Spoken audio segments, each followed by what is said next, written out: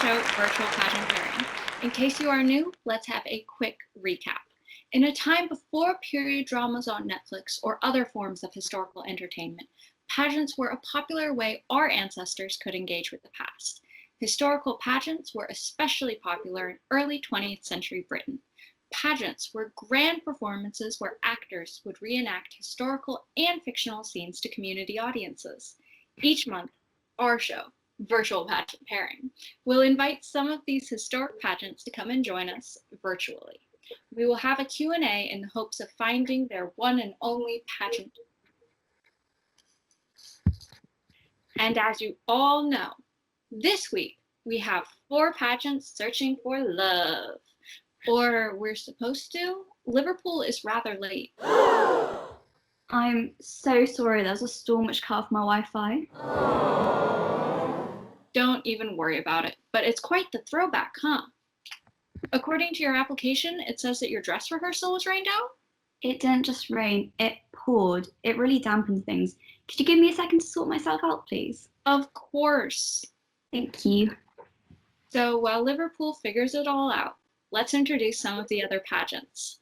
Our Bachelorette Searching for Love is the historical Mayflower Pageant. Please introduce yourself. Good evening. I'm the historical Mayflower Pageant of 1920. I'm 101 and from Plymouth, but you can call me May. I love my community and am very charitable. Also, another bonus is I'm very enthusiastic and a trendsetter. If everyone wants to be me with replications of me springing up all over the country, everyone must want to date me. It's a pleasure to meet you, May.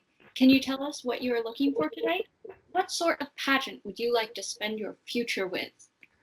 I'm searching for someone as excited about life as me. I travel frequently due to my friendships around the world, so to find a partner who is up for globetrotting would be fab. That sounds amazing.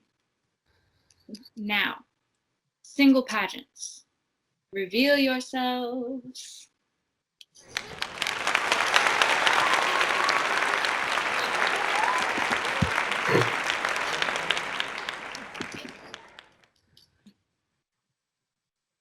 Hi, I'm the Pageant of Empire 1924, but you can call me MP.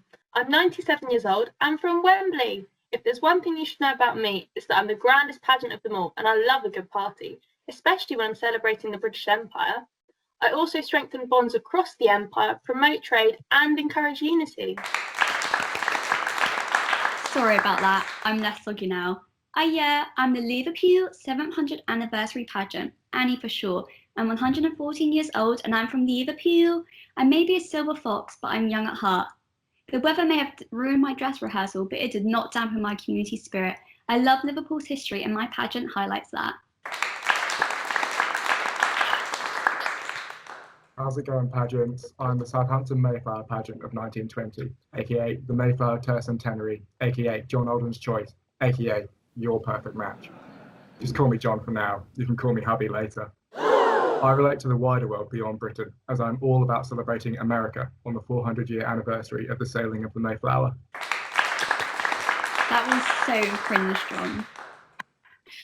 Well, thanks, hubby. The focus of these pageants often reflected what the British in the 20th century were proud of and wanted to commemorate and celebrate. The pageants demonstrated contemporary beliefs and attitudes, which were often specific to local communities, international relations, and the British Empire as a whole. We have our contestants. Now let's start the show.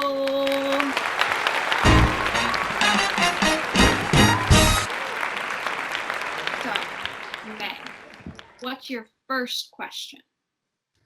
I want you all to tell me something about your pageant that you're really proud of. For me, it was my excellent press coverage. The Times said I was beautifully staged and well lit. Well, I'll have you know, the famous Sir Edward Elgar composed music for me. Try and beat that. Wait, MP, didn't the Times say the work by him was wasted? Whatever, King George V opened the Empire exhibition on my first day and the Prince of Wales supported me. I'm very close with the royals, you see. Well, there seems to be some tension going on here. Empey's music was composed by Sir Edward Elgar, who was known for his patriotic musical pieces. But Annie's retort doesn't seem to have done much damage to Empey's pride. After all, having royal connections must be quite the confidence boost. But moving on.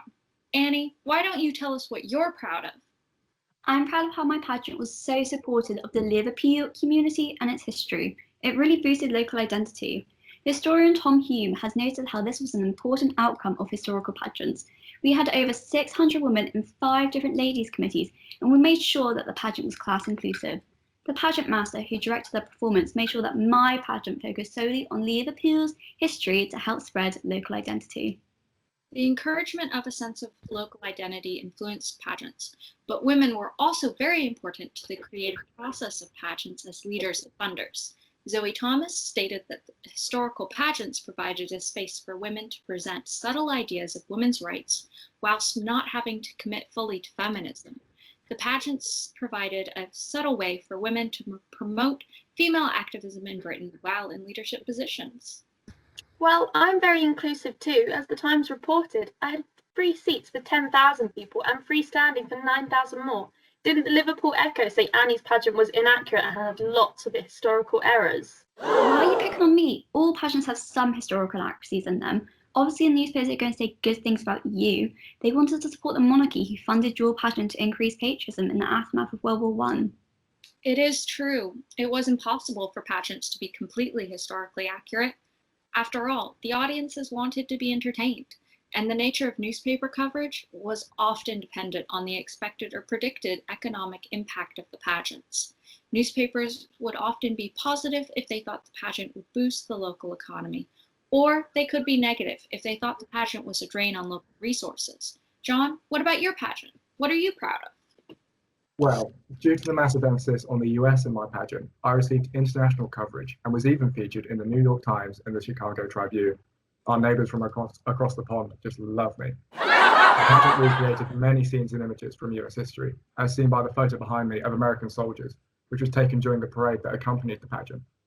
By publishing this photo, it is clear I was trying to grab the attention of Americans, and it is no wonder the US media enjoyed me so much as I appealed to their patriotic side.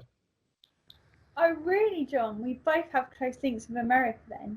I didn't just receive press coverage from America, but had American and Dutch participants in my pageant and featured many US presidents in my scenes. Whoa, John, I think May might have just outdone you there.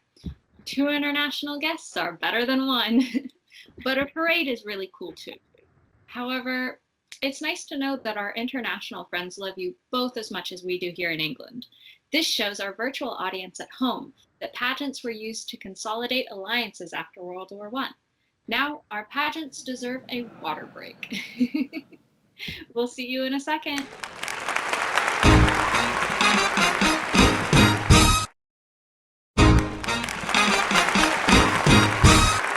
We've heard from each of the contestants.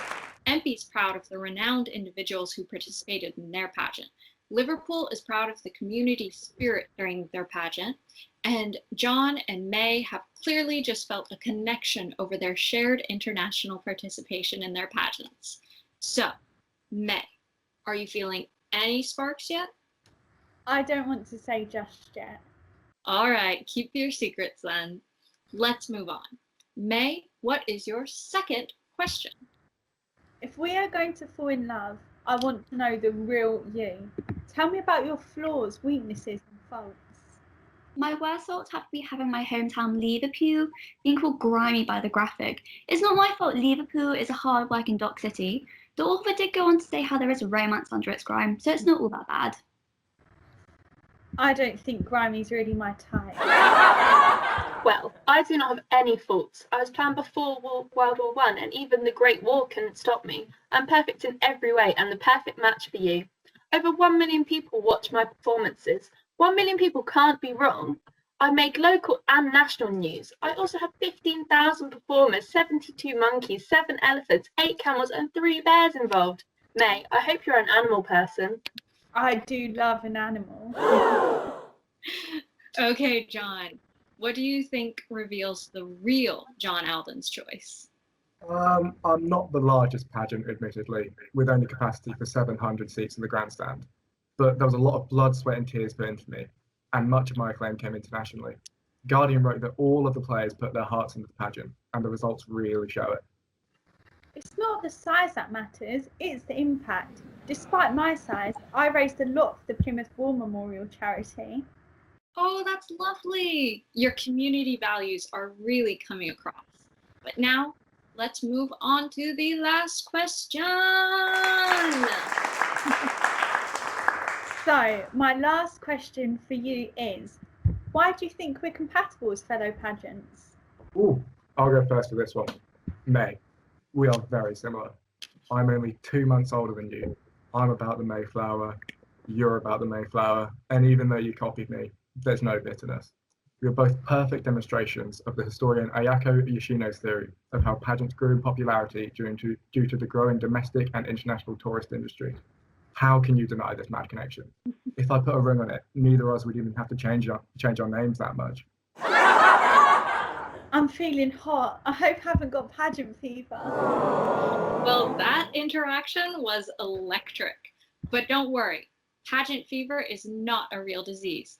Instead, the term was described the enthusiasm with which pageants rose in popularity in the early 20th century in Britain. Now, Annie, tell us why you're compatible with May. Well, May, it's clear that we both care about our local community.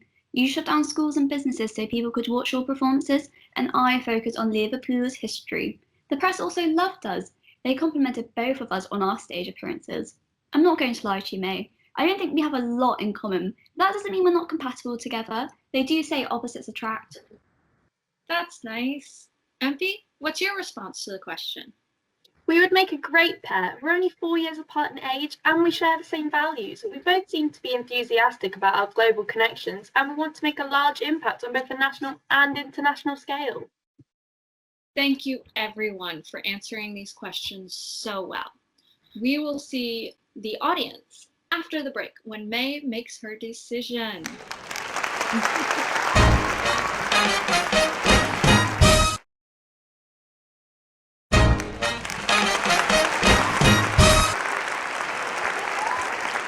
May, what are your opinions on these pageants? So, after a hard think about what all you lovely pageants have to offer, after taking into account your community values, your reviews in the press, and your main pageant focus, I've come to my decision. Well, let's play the drum roll. May, who have you picked? I've chosen MP, the Pageant of Empire 1924. Oh, I saw that coming from a mile away. A perfect match, I must say. So, May, how did you come to this decision? Can you tell us why you didn't choose Annie and John? So, my third choice was Annie, because after the graphics press coverage, I'm not fancying a trip. It seemed like such a dingy city. Also, Liverpool, you're very local and small scale. I'm more interested in pageants who can perhaps strengthen my international relations. In that aspect, you don't bring much to the table. So I think our dates would be a bit dry. What a lame excuse. We're positively soggy. The graphic later said that there was romance under Liverpool's grime. At least I care about local identity. I'm barely featured in your pageant. Oh, let's also not forget that I'm also a sellout. The Liverpool Echo said that every seat was filmed on the grandstand and every inch of the room was occupied in my pageant. Did they say that about yours? Oh, also, how could I forget? I proved the Guardian wrong when they predicted that 20th century pageants centering around the local community would not be popular. So take that, May. Now, everyone, settle down. May, please, can you tell us why you didn't choose John? Next up was the Southampton pageant. No offence to Southampton, please don't take this personally, as I think we would be a great match, but our values are just too similar for me. You also stated I copied you. I didn't copy you, I was just inspired by you. There's just too many similarities between us, but I hope we remain great friends. Oh well, I've still got my great reviews, and the affection from the observer will call me a great success. That was very mature of you, John. May, what would you like to say to MP? And finally, my true love MP. I fell for you when you talked about your love and passion for the Empire. I'm all about overseas connections with my strong links to the US, and I feel like together we would be a force to be reckoned with. Also, not to mention your links with composer Edward Alger, that's impressive. Really tugged on my heartstrings. MP, will you accept my offer to take you out? I feel inferior to you though, and as if you're out of my league. I only had 300 performers, and you had 15,000. I hope my size doesn't sway your decision. I'm delighted you picked me. You can rely on me. I'm a great catch. Alexander Gepper argued World War I led to an increased awareness of the fragility of the Empire. I helped diffuse tensions and provided employment for soldiers demobilised after the war. Historians like Mark Freeman and Paul Redman have tried to downplay the importance of empire in historical pageantry, but my existence shows how much of a significant theme it was, just like Yoshino has said. Hopefully we can strengthen our bond, just like how I strengthened the bonds within the empire. A pageant of many talents. I'm so impressed by your work and the positive developments you created. You also sound so positive about the empire and community. It's quite attractive. I'm also passionate about life. With the morning news stated that I'm contagious with enthusiasm. With both our high energy personalities, there isn't just going to be sparks, but fireworks. Well, this sounds like a match that will go down in history. I hope that you guys have an amazing first date. As we've seen today, historical pageants were incredibly diverse. They came in a range of shapes and sizes. They have differing focuses, values, and impacts. They receive a wide range of receptions from local, national, and international press. Thank you for coming to our show, and we will see you next time on Virtual Pageant Pairing.